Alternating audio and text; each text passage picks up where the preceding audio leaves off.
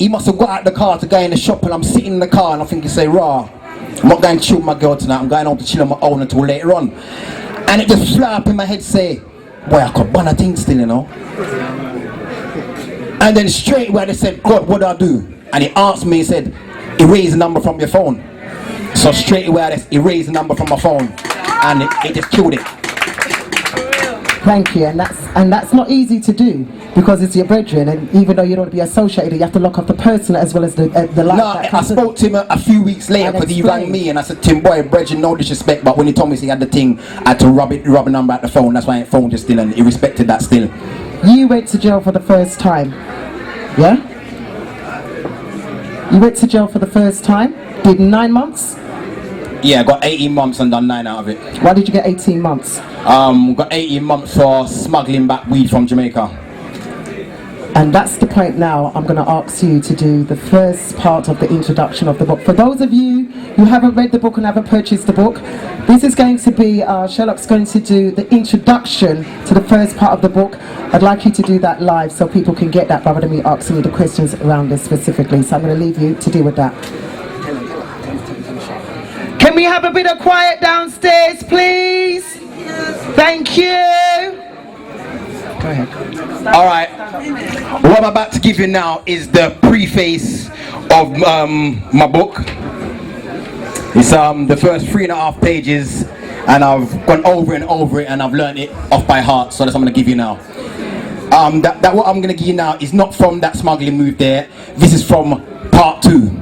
Okay, so we can't get part 1 and part 2. Touch on part 1, man. Can the money buy the first book first? No. No, tell them about part 2, because part 2 yeah, hold on to part. We do with part 1. We're dealing with part 1. Alright, this is the intro. Alright, silence please.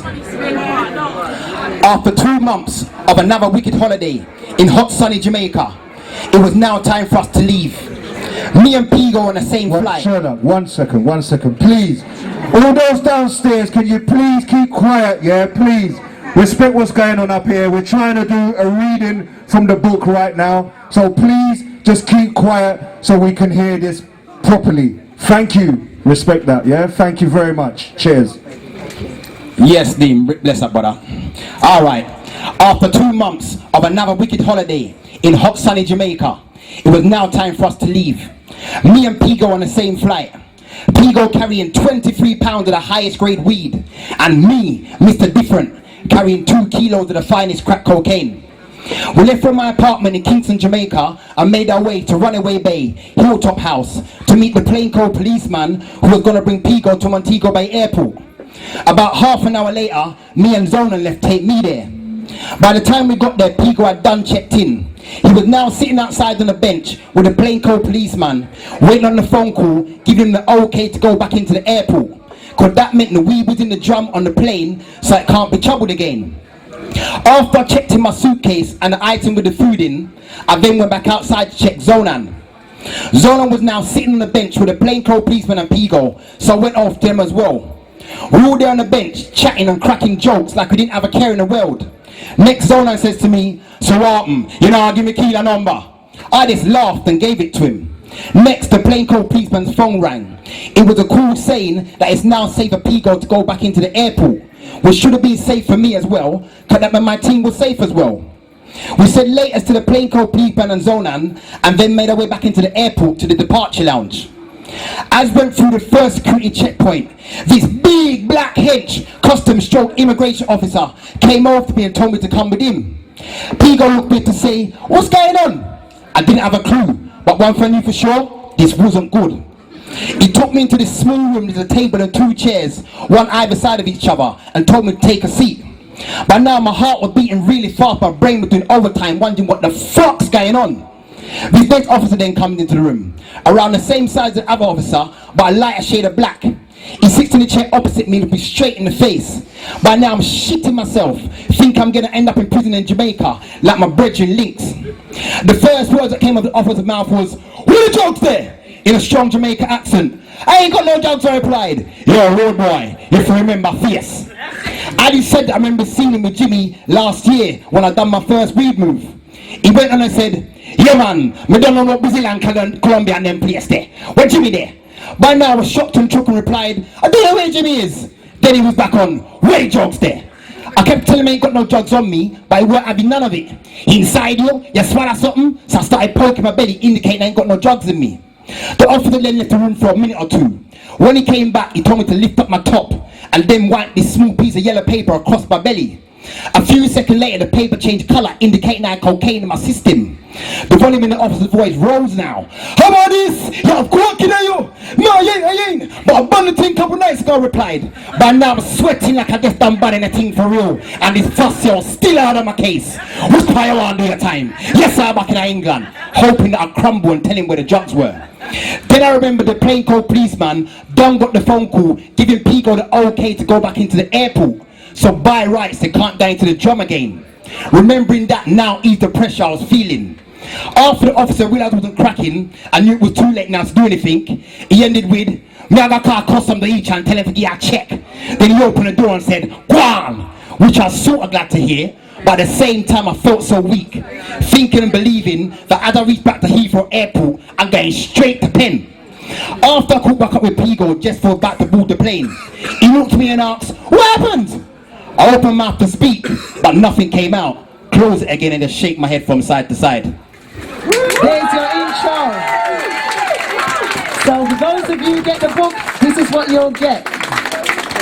Our time is coming to a close, so you're going to have a few minutes left so you can get your book signed. Before Sherlock goes, what I would like is just for him to give us why you've written the book and what has inspired you to write the book. And then I'd like to know just why you've written the book, what's inspired you to write the book, and who is the book specifically targeted to? Alright, right now I'm going to be honest, innit? The book now, a lot of people ask me what inspired me to write the book, and I always say, boom, it was my third time back in jail. I never had nothing to do. But the real inspiration of me writing the book is, I haven't got no kids. Now, through the lifestyle I've led, when I say someone I haven't got no kids, it's like, well, you ain't got no kids, 1, 2. If you read the book and you hear the life I've lived, I'm glad I haven't got no kids, because I wouldn't have been a father. There you go. So that's where the inspiration comes from. Okay. Who is your book targeted to? Is it targeted to us as mums? Is it targeted to the younger heads in our community? Sisterins, brethrens? Who is the book? Who is supposed to be reading this book, and who would you like to? Alright, when I first wrote the book, I was just writing it just to make people know how messed up crack cocaine really is. Not even just crack cocaine, class A drugs. And how much it can affect your life, family members, loved ones, how much you bring down people around you, how much you really hurt people, not just yourself. But while I was writing it, I got to realise that it was more than that, and it was like a educational thing.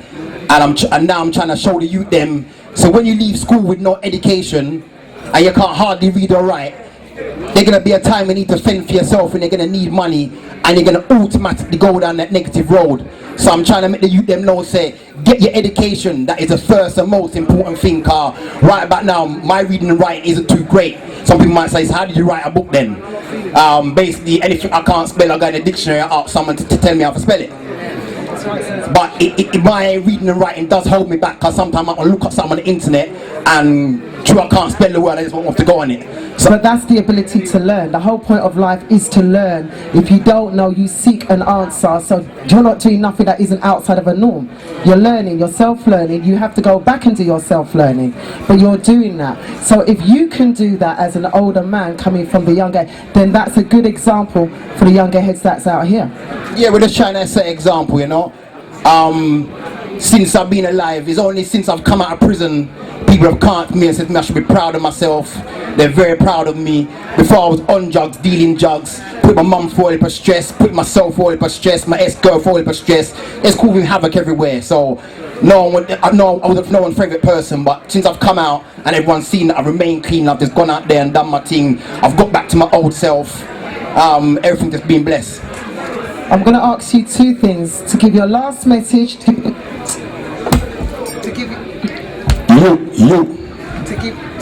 share this. Thank you. To give your last message to everyone that's here, and any messages that you think needs to be passed on from anybody that's attending at this event, anybody who's working with young people, people that are working with family support, what would be your message in terms of inspiring them not only to get the book, but what the book can help them with? Like for parents, the book can give you a proper enlightening on signs what to look out for with your kids. A lot of you won't know the signs what to look out for. Some of you might even smell funny smells in your house and not even realize it's some hard drugs your kids are smoking. Some hard drugs you're smoking. And some man might look and the youth them now, they might pick up the book, say, yeah, but we done none of a bun crack, some cracking.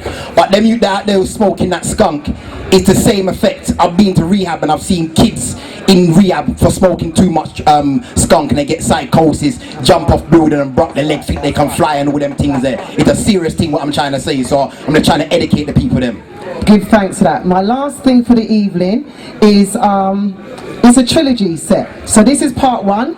So for those of you who get there will be part 2 coming out, and there will be part 3. So part 2 is due out when?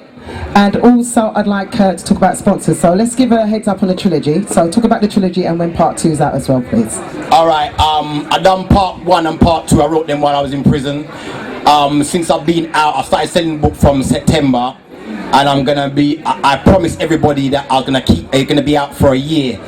So September I should really, hopefully, and I should stick to my word and bring out from today and bring out part 2 in September. Okay. How many copies have you sold so far? I don't know about tonight, but in all so far, without a publisher, without agent, just me going out there, I've sold over 500 copies so far. What are you saying, people? Last question about your finances of your book. You said you self-publish, you're doing everything yourself, so I'd like you to talk about that, and if there's any appeals that you'd like to put out there for sponsors or supporters, do take the opportunity to do that now. And then I'd also like you to give your contact details for anybody else that wants to contact you, even if it's a parent or somebody or an organisation or a group that might want Shellon to come along, whether it's north, south, east and west. We have a brother that can go to all boroughs.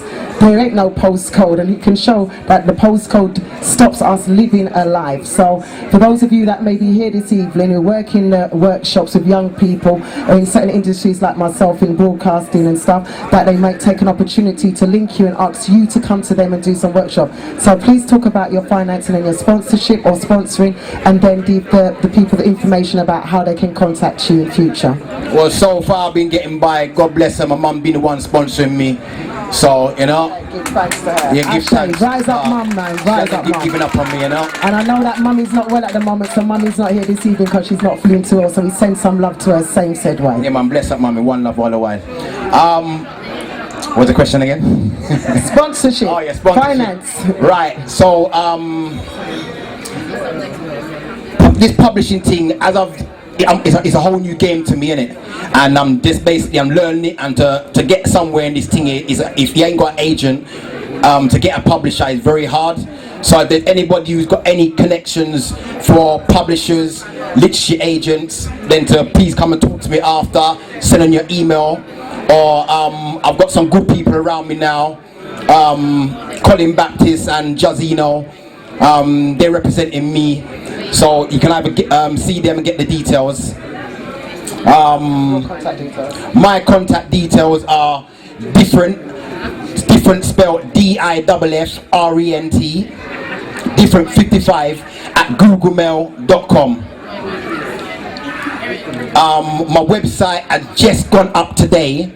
My book was on a site called Lulu, and then it rolled over from Lulu onto Amazon. And basically for the last 3 books, no, all on there. On Amazon, it's not good. It's not good. It's not on there anymore. All on there. The last 3 books I sold on Amazon, as it rolled over from Lulu, because Lulu put it on their site. Lulu just a book site, and it goes on to all these other sites. So basically everyone is picking out a pinch of my money. So for the last 3 books I sold on Amazon, for the last 2 I got 56 pence, and the last one I got 59 pence. So my book is no longer available on Amazon. Where can we get it? So now, as I'm doing things professional, you can get my book at juniorjames.co.uk. And it is also on ebooks as well. You can So get for the- those, it's on ebook as well. You can get the ebook straight away. If you're looking at paperback, the site has just gone up today. You can order the paperback, but you won't receive that until sometime next week. But it's up and running. And if you like the first chapter, the preface what I just done out, and the introduction, that is, you can get that to download free. Just go onto my site, juniorjames.co.uk. Okay, that is the end of our interview. And hold on, We are we have to big up my brethren Dean. blessed love Dean. What's it again, Dean? Don't watch that, brother. Come on. No, come on, man. So unique. Cause without Dean, this one I went on today. Dean, can you come and take a bow so ones and ones can see Come on, the Dean, people come on there the that spot, are man. networking and working in unity. I want to say a big, massive thank you to each and everybody who turned out here tonight, yeah? I read Sherlock's book. I've known Sherlock since I was, 9 years old, innit, man? We grew up in Stockwell. Well, brethren like that, but we just knew each other, yeah? I see Sherlock when he come out of prison. He came to my birthday party. He said, Dean, you know how he is already. He's hype, innit? Dean, I've written a book, you know. I was like, yeah? What's it about? I've written an autobiography. I'm like, okay, all good. Not taking it in E that it's going to go anywhere or nothing, to tell you the truth. And then I saw him again at the Brixton Splash, and he had it on the CD. And I was like, raw, this brother's not really ramping. He's going forward with this thing here. And then 6 months later, I see you again, and you was like, you know what, Dean, here's the paperback. Here's the hardback copy, book. I was like, you know what, I love what this brother's doing right now. I really do, because I know where he's coming from and everything, you understand? And in life, when you're trying to go forward in life and you're trying to do a positive thing, and you're trying to, redeem yourself from where you've been in past, you will always get help. Always get help, brethren. That's just how it goes. When you're doing good, good comes back. Amen. Simple things, you understand, yeah? So, when I come to you and I said, listen, you need to do the book launch, bruv. You need to do a book launch. The book's heavy. I read the book in 2 days. 2 days. I was up until 5 a.m. and I phoned you the next day. I was like, bruv, my eyes are red now. I'm at work and my eyes are bleeding. I read your book till 5 a.m. in the morning, bruv. Couldn't wait to get home and read the rest of the book. And I go, you know what? This book needs to be where it's supposed to be. You understand what I'm saying, bud? So when I came to you and I said, listen, let's do the book launch. Man weren't looking nothing, because you couldn't believe that. What you want from this? I was like, listen, bruv, it's nothing. This book needs to be where it's supposed to be. You understand what I'm saying? So this is why we've done the book launch today. And it's been a great success, and we want to just thank everybody in here for turning up, yeah? And just keep supporting positive movements. Because that's what it's all about. And they don't show that on TV.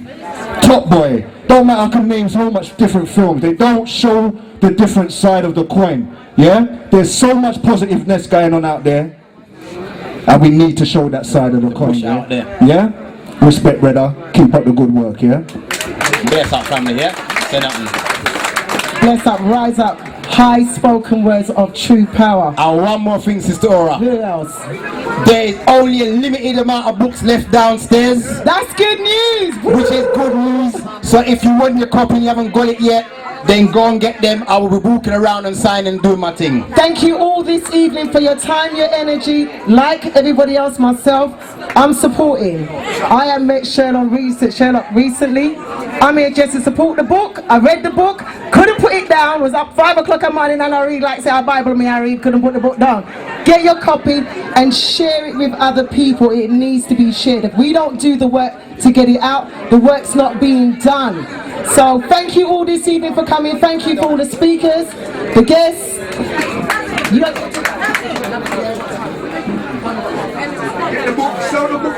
That's what I'm saying. Half an hour, you've got about half an hour also to get your book signed in person by Sherlock.